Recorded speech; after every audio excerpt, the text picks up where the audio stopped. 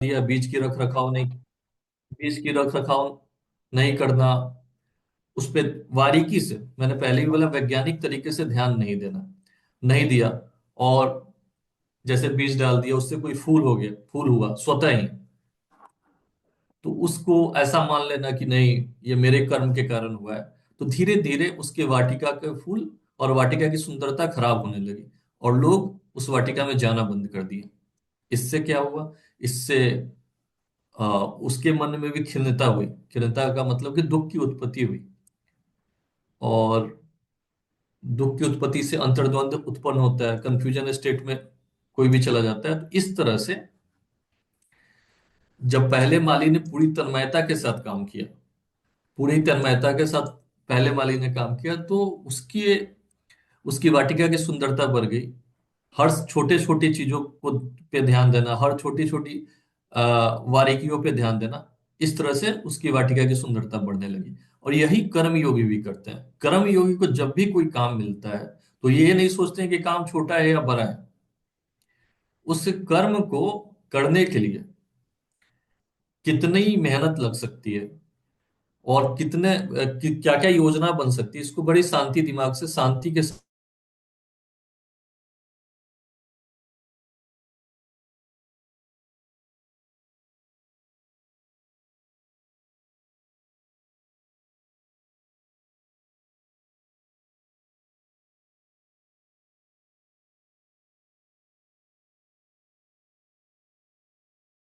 कि एडिसन की एडिसन की क्या उपलब्धि है, जीवन में क्या उपलब्धि है। हम सब एडिसन का नाम जानते हैं, उन्होंने बहुत सारे आविष्कार किए, बहुत सारी नई चीजें दुनिया को दी हैं। सिर्फ कैसे दिए? तो कर्म योग के हिसाब से काम करने से। और कर्म योगी कभी ये नहीं सोचता है कि हमारे पास क्या उपलब्ध नहीं है। वो नकारात्मक बातें नहीं सोचता। सपोज कीजिए कि हम 10th क्लास में पढ़ रहे हैं, मेरा स्कूल मेरे घर से 10 किलोमीटर दूर है। तो कर्म योगी जो होगा, वो इसमें सकारात्मक बातें सोचेगा कि चलो 10 किलोमीटर दूर है तो मैं साइकिल चला के जा सकता हूँ, इससे मेरा शरीर मजबूत होगा। इसमें सकारात्मक बातें सोचेगा। जो कर्म योगी नहीं है, वो नकारात्मक सोचेगा कि मेरा स्कूल बहुत देर है, दूर है, लेट उठेगा फिर लेट जाएगा, ऐसे करके। जो कर्म योगी नहीं है, उसके अंदर क्या होगा? उत्साह की कमी होने लगेगी। तो कर्म योगी जब भी कर्म करता है तो पूरे उत्साह के साथ करता है, और हर कर्म को करने से पहले कर्म को सकारात्मक रूप से करता है। अब बच्चे बच्चे जैसे आप सब पढ़ाई करते हैं, और अलग अलग स्कूल में पढ़ाई करते होंगे, तो बच्चों का कर्म योग क्या होगा? बच्चों का कर्म योग होगा कि हमें जो टास्क मिल रहा है, हमें जो पढ़ने के लिए मिल रहा है, पहली बात, जो मुझे पढ़ने के लिए मिल रहा है स्कूल में, जिस क्लास में, उसकी उसकी पढ़ाई पूरे अच्छे से करना। ठीक है। दूसरा बात कि जब पढ़ाई का समय बचता है, जब खेलने का समय आता है, तो क्या हम अच्छे से खेल रहे हैं? क्या उस खेल से हमारा शारीरिक विकास हो रहा है? ये सारी बातें सोचना कर्म योग के अंदर आता है बच्चों के लिए। अगर सपोज कीजिए कि मेरे पास समय मिलता है शाम के समय, और मैं बाहर खेलने नहीं जाता हूँ, और मोबाइल पे गेम देखना शुरू कर दिया, किसी भी तरह अपने समय को बर्बाद करना शुरू कर दिया, तो क्या होगा? फिर खेलने से जो शरीर का हमारा विकास होने वाला है, वो नहीं हो पाएगा। तो हम फिर से कर्म योग में पीछे हो जाएंगे। तो मेरे कहने का मतलब ये है, आज की पूरी चर्चा का मतलब ही यही है कि हम कर्म को करते वक्त पूरे वैज्ञानिक ढंग से करें, सकारात्मक ढंग से करें, और पूरे उत्साह के साथ करें। जैसे शिक्षक ने कोई राय दिया, कुछ सजेशन दिया कि नहीं, तुम मैथ में कमजोर हो, मैथ की बातें कर लेते हैं, मैथ में जैसे कमजोर हो, तो मैथ कैसे कैसे मजबूत होंगे इसके बारे में सोचना, मैथ स्ट्रांग कैसे होगा, अपना सब्जेक्ट, कोई भी सब्जेक्ट, और उसको स्ट्रांग करने के लिए बार बार टीचर से बात करना कि हाँ यहाँ दिक्कत है, यहाँ सर समझ में नहीं आ रहा, और उसको कर्म की पराकाष्ठा तक ले जाना। और बात ऐसा ऐसा भय नहीं रहना चाहिए कर्मयोगी के अंदर कि नहीं, मेरा मैथ अच्छा नहीं है, इंग्लिश अच्छा नहीं है, कोई भी सब्जेक्ट, कर्मयोगी का सब कुछ अच्छा होता है, क्योंकि कर्मयोगी भयभीत नहीं होता है कर्म करने से। ये कर्मयोगी के गुण है। अब अब अब मुझे कोई टास्क मिला, कोई काम मिला, और मुझे ऐसा लगने लगा कि नहीं, ये तो मुझसे नहीं हो पाएगा, और फिर हम क्या करते हैं, उस काम में ढीला सिली करने का मतलब कि हम उसको समय पे नहीं कर रहे हैं, टीचर से बच रहे हैं, शिक्षक से बच रहे हैं, उस टास्क को कंप्लीट नहीं कर रहे हैं, तो क्या होगा, धीरे धीरे धीरे धीरे हम उस सब्जेक्ट में, पर्टिकुलर सब्जेक्ट में और भी कमजोर हो जाएंगे। तो इसको क्या कहेंगे, इसको कहेंगे हम कर्मयोग के साथ काम को नहीं किए। कर्मयोग का सीधा परिभाषा है किसी भी काम को हाथ में लेना तो उसको पराकाष्ठा तक लेके जाना, उसको उसकी पूर्ण स्थिति तक लेके जाना। दूसरा क्या है कि सपोज, पहले भी मैंने व्याख्या किया कि सपोज कीजिए कि हमने तय किया कि नहीं, कि मैं इस साल के अंत तक मेरी इंग्लिश अच्छी हो जाएगी और नहीं हुई, तो उसके कारण के बारे में चर्चा करना, और क्यों नहीं हुआ इसके बारे में सोचना, इसके बनिस्पत की चिंतित रहना, दुखी रहना, ये कर्मयोगी की पहचान नहीं है। अब बात आता है कि कर्मयोग को सिद्ध करने में, कर्मयोगी बनने में हम बच्चों के मार्ग में क्या क्या बाधा आ सकती है। तो इसके बारे में क्या है कि जब भी हम कोई योजना बनाते हैं, कोई लक्ष्य सिद्ध करते हैं, पहले तो जीवन में लक्ष्य होना चाहिए हर हर व्यक्ति का। क्योंकि लक्ष्य, जीवन में लक्ष्य होने का नहीं मतलब वही है कि फल, एक फल का पेड़ है लेकिन उसमें फल नहीं लग रहा है, कुछ इस तरह का है। और लक्ष्य कैसा होना चाहिए, लक्ष्य अच्छा होना चाहिए, समाज उपयोगी होना चाहिए। तो अब हमने कोई लक्ष्य तय किया, और उस लक्ष्य को सिद्ध करने में क्या क्या रुकावटें आती हैं, इसके बारे में हम थोड़ा चर्चा करते हैं। पहला रुकावट आता है लैक ऑफ क्लियर गोल, मतलब स्पष्ट रूप से लक्ष्य का निर्धारण नहीं करना। जैसे हमने क्या सोचा कि भाई हम अगले साल 10th में 90% लाएंगे, बस सोच के रह गए, उसके बारे में, उसके 90% कैसे आएगा इसके बारे में चर्चा नहीं की, ये योजना के अभाव के अंदर आ गया। दूसरा, टाल मटोल, टाल मटोल प्रमाद।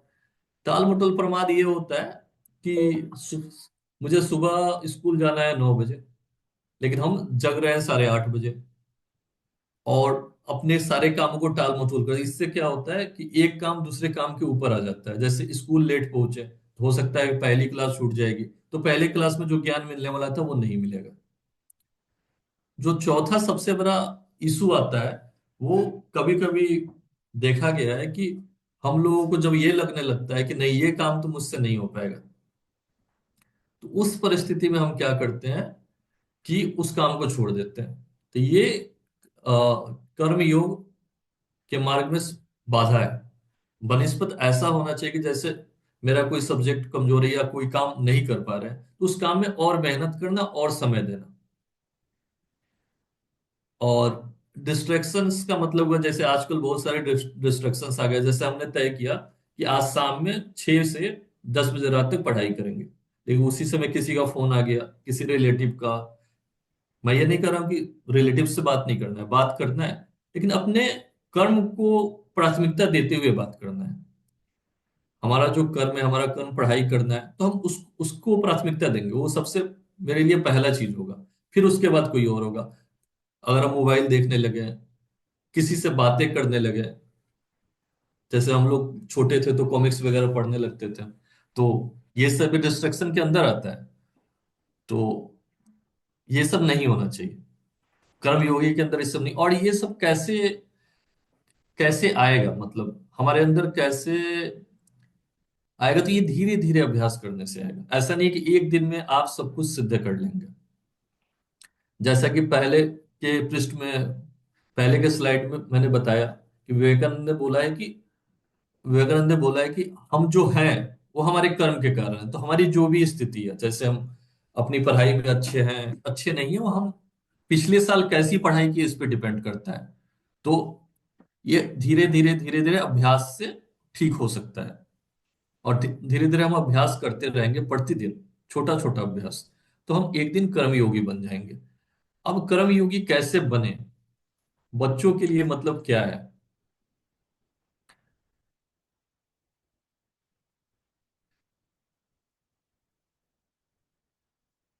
पहला तो अनुवर्त आता है। अनुवर्त में क्या होता है कि जैसे मेरा लक्ष्य है कि किसी पर्टिकुलर सब्जेक्ट में बहुत अच्छा होना, और उस सब्जेक्ट में 15 चैप्टर है, तो अनुवर्त में क्या है कि पहले हम एक चैप्टर को मजबूत करने का प्रयास करेंगे। ये बात आता है अनुवर्त के अंदर।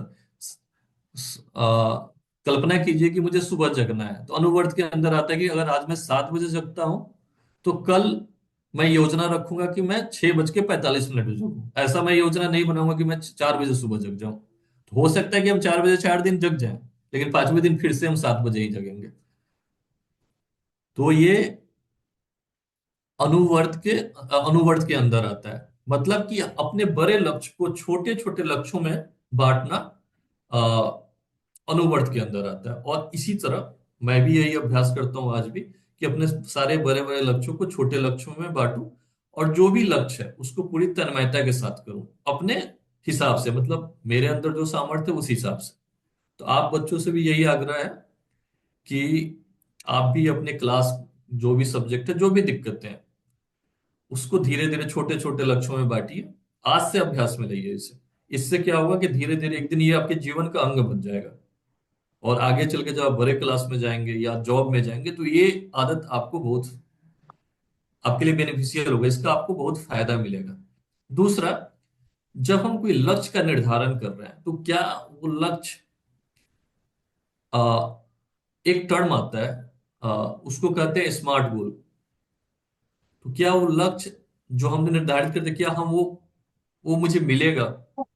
क्या हम उसकी कल्पना, हम जो कल्पना बना रहे हैं, जो कर रहे हैं कर्म योग के हिसाब से, क्या हम उसको प्राप्त कर पाएंगे?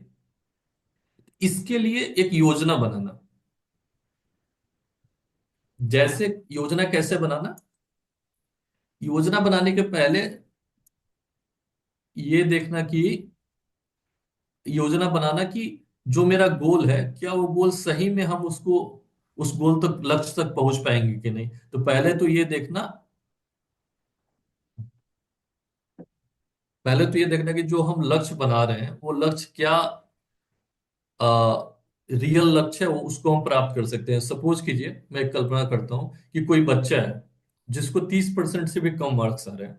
मैं ये नहीं कहता हूँ कि वो 100% नहीं ला सकता है, लेकिन वो अगर ये कल्पना कर ले कि मैं अगले महीने ही, आज इस महीने मेरे 30% से कम नंबर है, और अगले महीने ही हम 100% नंबर लाएंगे, तो ये थोड़ा सा, ये जो कल्पना है, ये लक्ष्य का निर्धारण, ये काल्पनिक लक्ष्य हो जाएगा। काल्पनिक कब नहीं होगा? जब हम ये सोचे कि आज मेरा 30% आया है, कोई बात नहीं, लेकिन अगले साल जब फाइनल एग्जाम होगा, तो हम 100% या 90% नंबर लाएंगे। ये एक अकाल्पनिक होगा। इस लक्ष्य को हम आराम से प्राप्त कर सकते हैं। और ऐसे लक्ष्य के निर्धारण से दिमाग में मतलब कि तनाव की भी उत्पत्ति नहीं होती है, और हम उस लक्ष्य तक पहुंच पाते हैं। तो पहले लक्ष्य के निर्धारण में पहला ये ध्यान रखना कि लक्ष्य स्पेसिफिक होना चाहिए।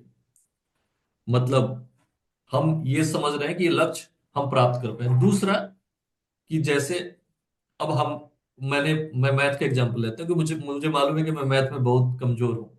तो अब मुझे अगले साल अपने एनुअल एग्जाम में 100% लाना है। अब 100% आएगा कैसे?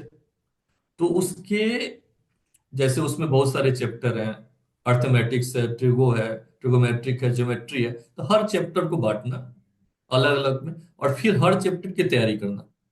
उसमें तय करना कि जो ज्यामिति है वो मैं 1 महीने में उसको स्ट्रॉन्ग कर लूंगा, मजबूत कर लूंगा। तो 1 महीने में हो जाना चाहिए। 1 महीने में नहीं हुआ तो फिर से आकलन करना कि वो 1 महीने में क्यों नहीं हुआ, क्या दिक्कतें आई, क्या डिस्ट्रक्शन आया, क्या क्या मेरा ध्यान हटा, ध्यान हटा तो क्यों हटा, इस तरह से करना। तो वो आ, उससे क्या होगा कि हम उस लक्ष्य को प्राप्त कर। दूसरा, हमेशा उस लक्ष्य पे ध्यान लगा के रखना। ध्यान लगा के रखना कि हाँ, कि उस लक्ष्य को, जैसे मैथ की बात है, तो मैथ में अब क्या करना है कि अब मैथ कैसे सीखेंगे? क्या हम सेल्फ स्टडी करके सीख सकते हैं? क्या हमारे अंदर मतलब इतनी कैपेबिलिटी अगर नहीं है, तो हम उसके लिए ट्यूशन करें। आजकल आजकल पढ़ाई के मामले में तो बहुत अच्छा है, यूट्यूब पे भी बहुत सारे वीडियो अवेलेबल रहते हैं, तो हम उस तरह से पढ़ें। और जो काम है उसको टाइमली कंप्लीट करें। इस तरह से हम अपनी क्लास में कर्मयोगी बन जाएंगे। अब अब तो ये बात पढ़ाई की होगी, पढ़ाई के बाहर की बात करते हैं। जैसे हमारे पास समय मिला, तो हम अच्छी अच्छी पुस्तकों को पढ़े, जिससे हमारे दिमाग का विकास हो, सकारात्मक ढंग से विकास हो। जैसे अभी जो क्लास चल रही है, आपकी चर्चा चल रही है, ये इस पुस्तक के बारे में, सफल जीवन की दिशा दिशा धारा। आप इस पुस्तक को कभी कभी इसका स्वाध्याय करें। ये पुस्तक बहुत अच्छी है और आपको सकारात्मक ढंग से आगे बढ़ा सकती है। तो एक तो ये बात हो, दूसरा कि जब हमको कर्म योगी बनना है तो कर्म योगी बनने के लिए सिर्फ कर्म करते रहना तो जरूरी है, लेकिन कर्म क्या, जो हमने लक्ष्य निर्धारण किया है सिर्फ वही करना? मतलब हम बच्चों की केस में बात कर रहे हैं। तो अगर हम, हमारा शरीर मजबूत है, हम स्वस्थ है, तो हम उस लक्ष्य को प्राप्त कर पाएंगे। कल्पना कीजिए कि मुझे 5 घंटे डेली बैठ के पढ़ना है और हमारा शरीर कमजोर है, तो हम 5 घंटे नहीं पढ़ पाएंगे। तो आपस, मतलब कि चारों तरफ के सराउंडिंग पे ध्यान देना होगा। एक होता है ना कि पूर्ण रूप से विकसित होना। तो कर्म योग को सिद्ध करने के लिए हमारा, मतलब कि हमारा शरीर भी अच्छा होना चाहिए, हम स्वस्थ भी होने चाहिए, हमारे अंदर अच्छे विचार भी होने चाहिए। तो ये सब कैसे आता है? सुबह सुबह जगे, समय से जग गए। और सुबह हम जब समय से जगेंगे तो निश्चित तौर पे हमारे पास समय होगा, तो योग व्यायाम कर लिया। योग व्यायाम किए तो एक पौष्टिक आहार लिए। फिर पौष्टिक आहार लेने के बाद स्कूल गए। स्कूल में सर जो भी बता रहे हैं उस बात को बहुत ध्यान से सुनना। आजकल रिसोर्स की कमी नहीं है, मतलब साधन की कमी नहीं है। अब जैसे मुझे मालूम चल गया, जैसे मैंने बोला मैथ कमजोर है, इंग्लिश कमजोर है, तो इंग्लिश मैथ हर सब्जेक्ट के वीडियो यूट्यूब पे बहुत सारे हैं। उसको देखना, उसको पढ़ना, उस तरह से अपने लक्ष्य को सिद्ध करना। और लक्ष्य को सिद्ध बिल्कुल वैज्ञानिक ढंग से करना है। अगर हमने कोई लक्ष्य निर्धारित किया, कल्पना कीजिए मैंने कोई लक्ष्य निर्धारित किया कि नहीं ये लक्ष्य तो,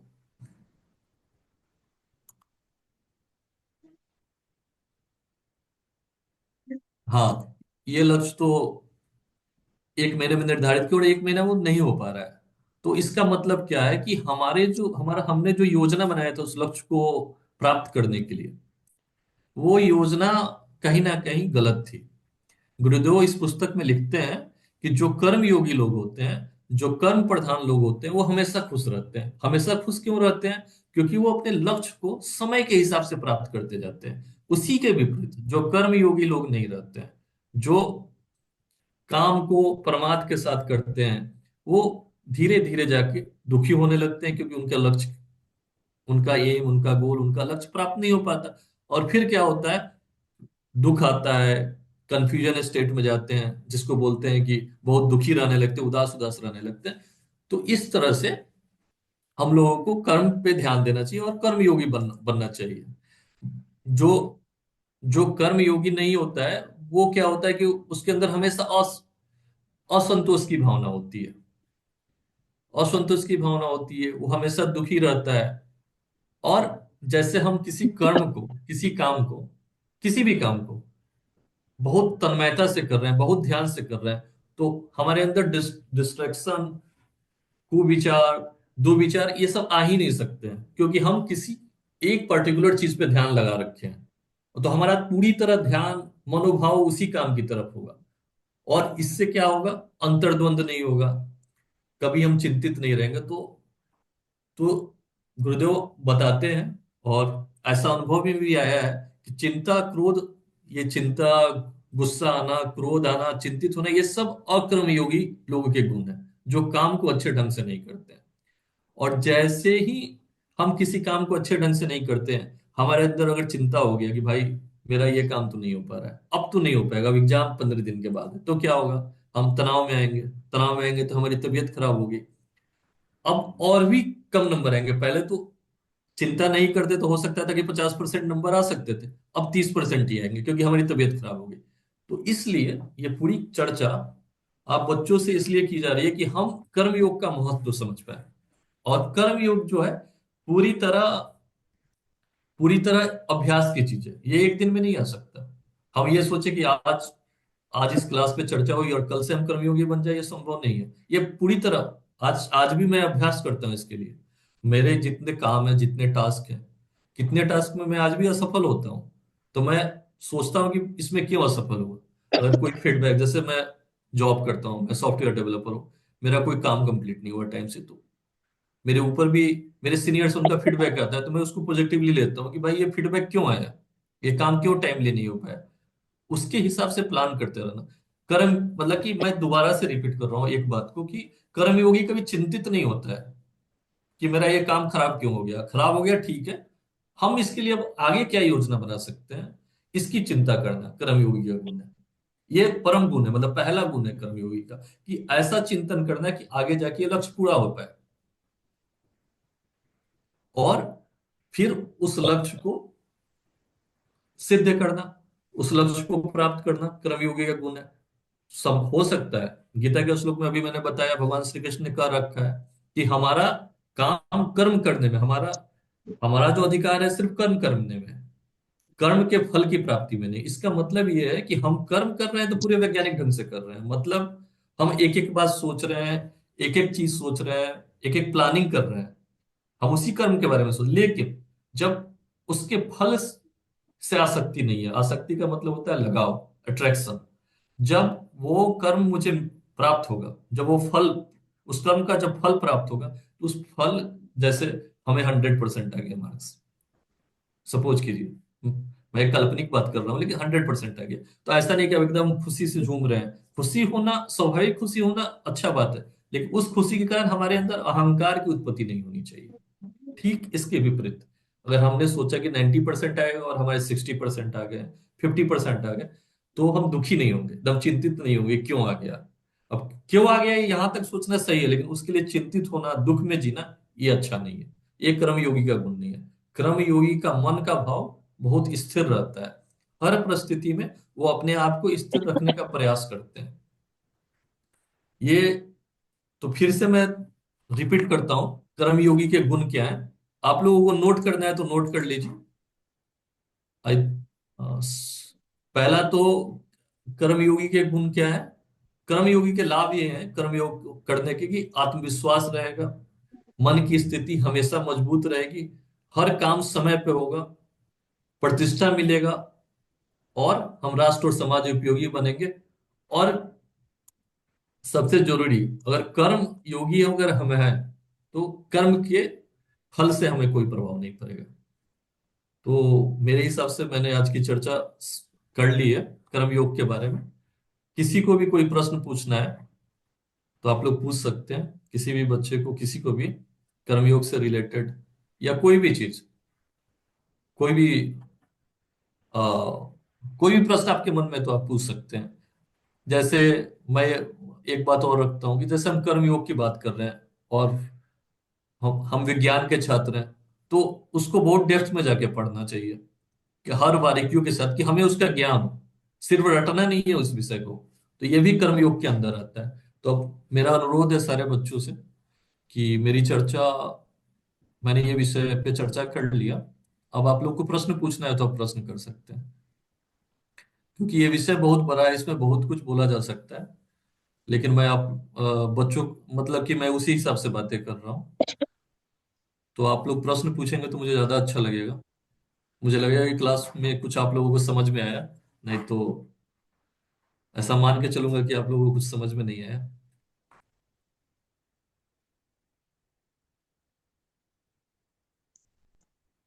आप लोग कुछ भी पूछ सकते हैं, जैसे कोई लक्ष्य निर्धारण में दिक्कत होता है, कोई चीज, कोई सब्जेक्ट में आप कर रहे हैं उसमें कुछ दिक्कत हो रहा है, वो सब भी पूछ सकते हैं, कोई दिक्कत नहीं है।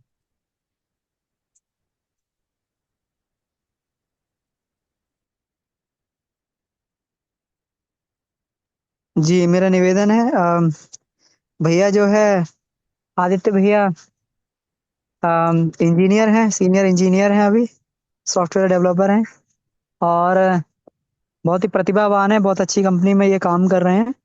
और इन्होंने अपने जीवन में जो है काफी, इनको अनुभव है, काफी संघर्ष के बाद जो है इन्होंने इस अचीवमेंट को प्राप्त किया, और बहुत अनुभव है इन्हें। तो मेरा निवेदन है, बच्चे इनसे कुछ भी पूछ सकते हैं, जरूर इनसे जो है इनका मार्गदर्शन लेना चाहिए। जी।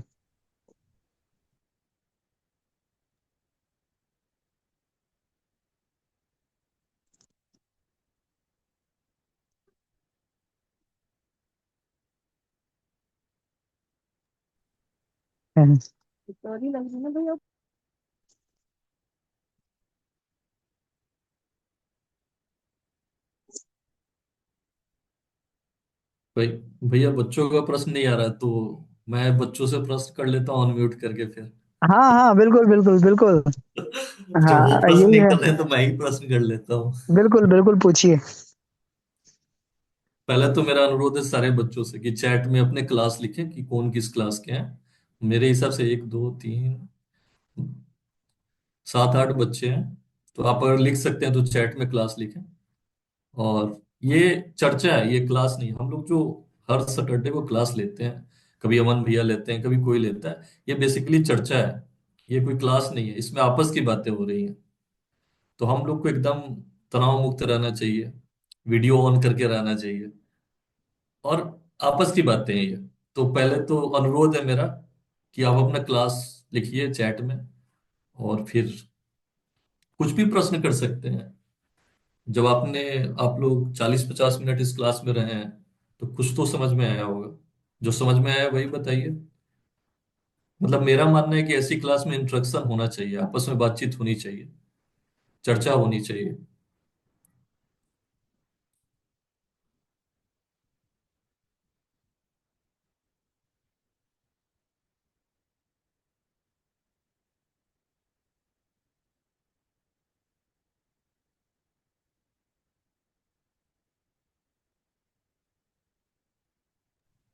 जी, बच्चे एकदम स्तब्ध हैं अभी। तो मैं एक बार अनम्यूट करता हूँ एक एक करके सारे बच्चों को। हाँ हाँ हाँ। मेरा निवेदन है, बच्चे बिल्कुल भी इसमें फ्रेंडली पूछें, इस मौके का आप लोग फायदा उठाएं बिल्कुल। जरा भी झिझके नहीं, संकोच ना, कुछ भी पूछें। ऐसा नहीं है कि हम ये पूछ लेंगे तो क्या होगा। कुछ भी पूछिए, कैसे भी हाँ, पूछिए।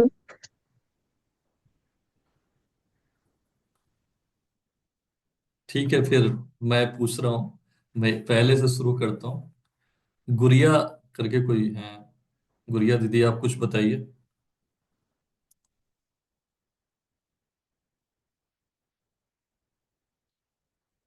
किस क्लास में आप पढ़ती हो, यही बता दो आप।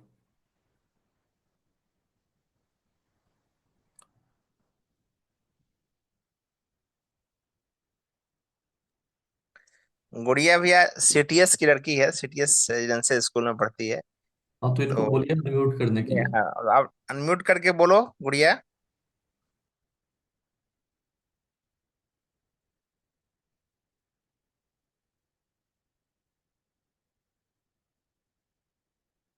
भैया, चैट में प्रश्न आया हुआ है एक, अधिक चिंता करने का कारण क्या है? ये तो उज्जवल ये- ने पूछा है। जी जी। आज की क्लास में उज्जवल इसका जवाब था। जब हम फल की चिंता करने लगते हैं, फल से आसक्ति रखते हैं, तो हम अधिक चिंता करते हैं। ये सबके साथ है, सबके साथ होता है। जब जब हम अपने किसी काम में फल की चिंता करते हैं, तो हम अधिक चिंता करते हैं। एक तो बात ये हुआ। दूसरा ये हुआ कि जब हम लक्ष्य निर्धारण कर रहे हैं, और उस लक्ष्य निर्धारण में योजना सही ढंग से नहीं है, तो हम सिर्फ चिंतित रहेंगे। गुरुदेव इस पुस्तक में एक लाइन लिखते हैं कि कर्मशील व्यक्ति भूत भविष्य के उधेड़ बुन में लगा नहीं रहता, वर्णन वर्तमान को महत्व देता है और अपने काम में लगा रहता है। तो आपको चिंता मुक्त होना है, तो वर्तमान में लगे रहिए। परिस्थिति जो भी है, उसके हिसाब से लक्ष्य निर्धारित कीजिए और उस काम को कीजिए। और कोई गलती हो गया काम करने में, तो उसको अनुभव के तौर पे अपने पास रखिए, ये मेरा अनुभव है, अगली बार मैं ये परिस्थिति आया तो मैं ये गलती नहीं करूंगा। उज्जवल जी।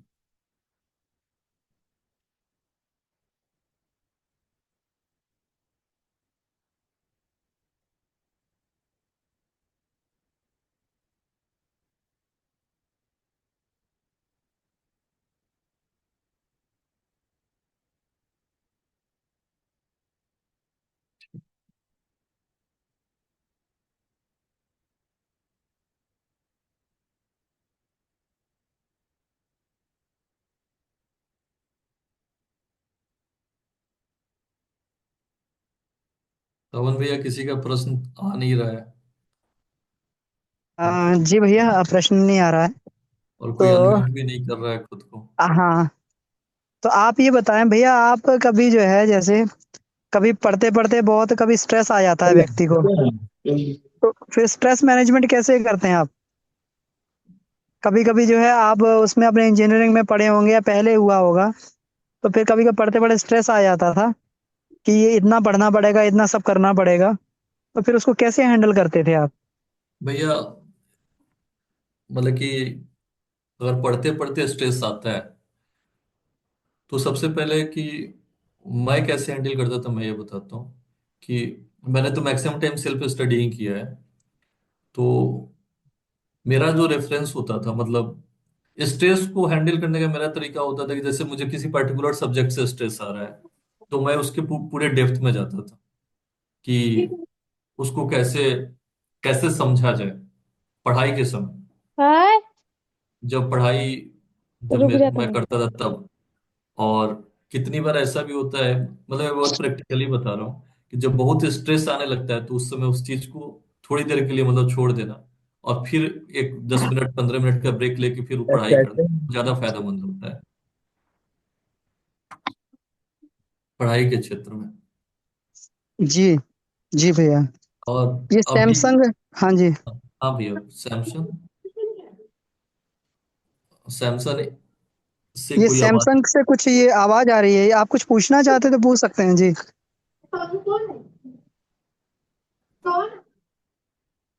नहीं वो लगता है ऐसे ही हेलो। होगा। हेलो। जी राजेश कुमार जी। हाँ हाँ, बोलिए। मेरे पास एक विद्यार्थी बैठे हुए हैं, यश कुमार, क्लास 9th के हैं। हाँ तो इनको कुछ पूछना है। हम तो पढ़ने आया था डाउट क्लास में, तो ये भी सुन रहा था तो रुका है।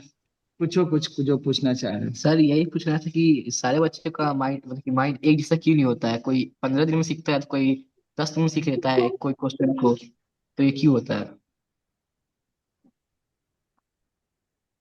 ये ये जो बात है ना मतलब कि सारे बच्चों का मस्तिष्क का अगर हम बात करें तो मस्तिष्क का निर्माण तो सबका एक तरह से हुआ है लेकिन किसका ध्यान कितना है उस विषय की तरफ एक तो ध्यान दूसरा उस विषय में लगाव कितना है। अगर आपको उस विषय में इंटरेस्ट है तब तो आप जल्दी सीख पाइएगा और आपका ध्यान है कि नहीं। और कभी कभी ऐसा होता है कि किसी किसी विषय को सीखने में ज्यादा समय लगता है लेकिन लेकिन जब हाँ बोलिए। कर्म तो सब समान करता है ना लेकिन। हाँ कर्म सब समान करते हैं लेकिन ध्यान का अभाव होता है। मतलब मैं अपने अनुभव से बोल रहा हूँ मैं किताबी बात नहीं बोल रहा हूँ। जैसे मैथ की बात कर लेते हैं तो किसी का मैथ बहुत अच्छा होता है किसी को एक बार में समझ में जाता है। अब 9th क्लास में है तो किसी को अलजेब्रा बहुत जल्दी समझ में आ जाता है लेकिन किसी को लेट समझ में आता है तो उसमें क्या होता है पढ़ाई के क्षेत्र में अभ्यास भी मायने रखता है कि अगर हम ज्यादा अभ्यास करते हैं तो बाद में वही चीज मुझे जल्दी समझ में आने लगेगा। अमन भाई आप कुछ बोलना चाहते हैं इस बारे में।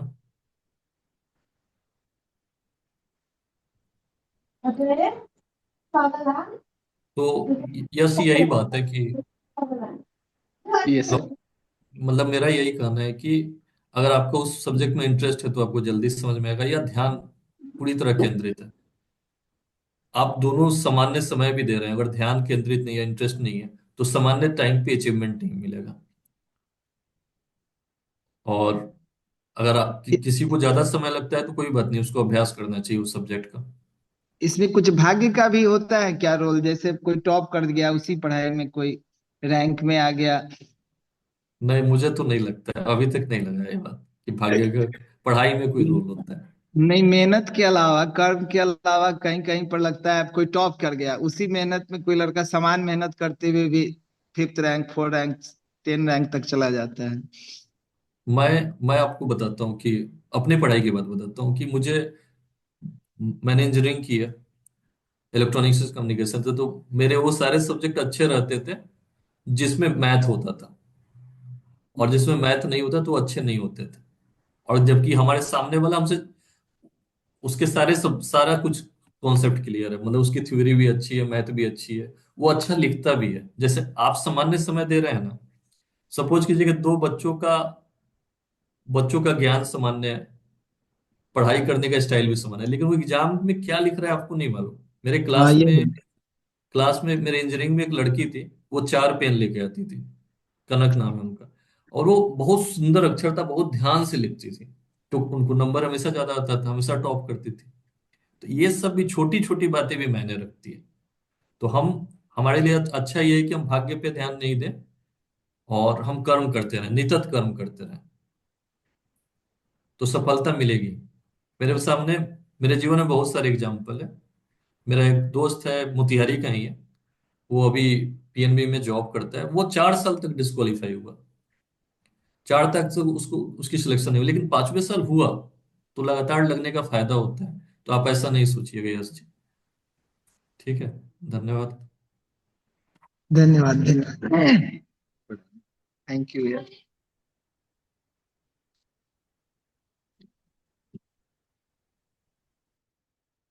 उज्जवल।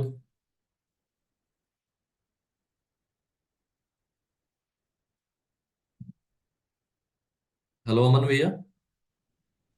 अमन भैया आप लाइन पे हैं इसमें क्या? जी भैया, जी जी जी।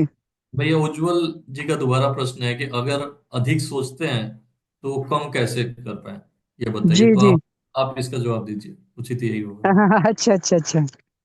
अच्छा, देखिए सोचना जो है, सोचना खराब नहीं होता है ना? कि अधिक सोचते हैं तो अधिक सोचना बढ़िया होता है, लेकिन हम किस दिशा में सोच रहे हैं ये तय करना होता है। अधिक सोचना, देखिए आइंस्टाइन तो बहुत ज्यादा सोचते थे, इसलिए महानतम वैज्ञानिक थे वो। तो सोचना खराब नहीं है, लेकिन हमारा सोचना एक व्यवस्थित दिशा में होना चाहिए, है ना? और हमें उस चिंतन को गहराई देनी चाहिए। तो खूब सोचिए, कोई दिक्कत नहीं है, वो हमारे लिए प्रोडक्टिव होगा। और अगर हम सोच रहे हैं और एक विषय पे हम लोग नहीं टिके हुए हैं, कभी इधर का सोच रहे हैं, कभी उधर का सोच रहे हैं, तो ये घातक होता है। तो इसलिए हमें सोचने को बंद नहीं करना है, सोचने की प्रक्रिया तो पूरी रखनी है। हमें केवल उसकी विषय को निर्धारित करना है कि हमें इसी पे ही सोचना है। हमें जो है एक विशेष विषय पे ही सोचना है और इसी में गहराई से सोचना है। तो ये है। तो सोचना कम नहीं करना है, लेकिन सोचने की दिशा को निर्धारित करना है और उसमें खूब गहराई से हमें सोचते जाना है। जी।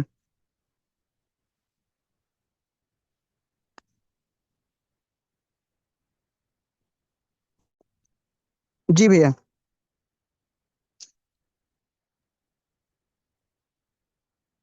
और कुछ ये अपने भोजन इत्यादि में भी निर्धारित करता है।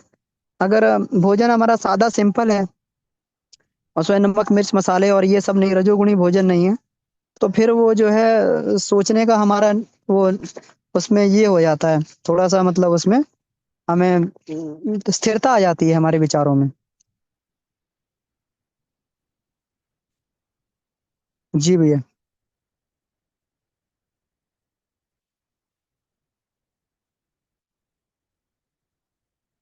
जी आदित्य भैया। तो उज्जवल जी।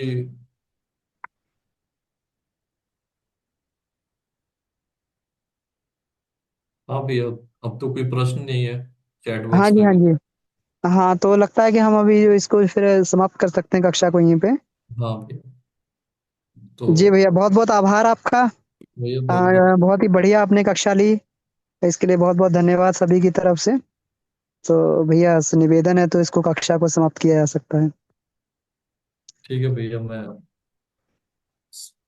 शांति पर फिर एक बार ओम और 3 बार शांति। ओम शांति, शांति, शांति। सभी को धन्यवाद।